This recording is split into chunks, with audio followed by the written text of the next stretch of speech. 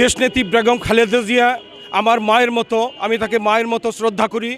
আমি সেই ছোটোবেলা থেকে যখন আমি হাই স্কুলে পড়ালেখা করি তখন থেকে আমি দেশনেত্রীকে চিনি, তখন থেকেই আমি বিএনপির সাথে জড়িত।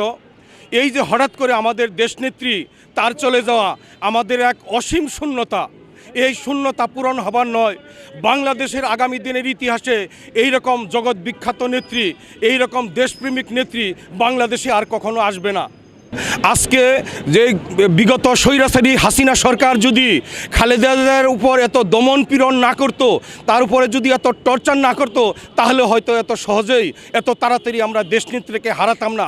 তাকে স্লো পয়জনিংয়ের মাধ্যমে, তারও অত্যন্ত দমন পীড়নের মাধ্যমে তার জীবনকে নিঃশেষ করে দেওয়া হয়েছে। আমরা মহান আল্লাহ দরবারের ফরিয়াদ করি, তাকে যে এই যে বিনা কারণে, তাকে যে বিনা অপরাধে এই যে ক্যাঙ্গারু কোর্টে তাকে যে শাস্তি দেওয়া হয়েছে, আমরা যে এই ফ্যাসিস্ট হাসিনা যে এই শাস্তি দিয়েছে, আমরা তার কাছে আল্লাহর দরবারে বিচার দাবি করছি। আল্লাহ যেন সঠিক বিচার করেন। এইটা একটা নাটক।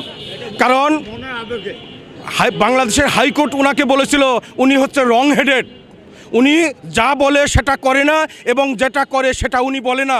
এটা বিগত দিনে দেখা গেছে।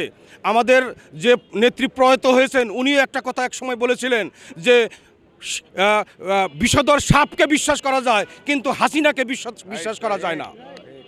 কাজে এটা সবৈব হচ্ছে লোক দেখানো। কারণ বাংলাদেশ আওয়ামী লীগ কখনো জনমানুষের জন্য, বাংলাদেশের উন্নয়নের জন্য কখনো তারা রাজনীতি করেনি। তারা শুধু ক্ষমতায় মসনদে থাকার জন্য বাংলাদেশে তারা রাজনীতি করেছে।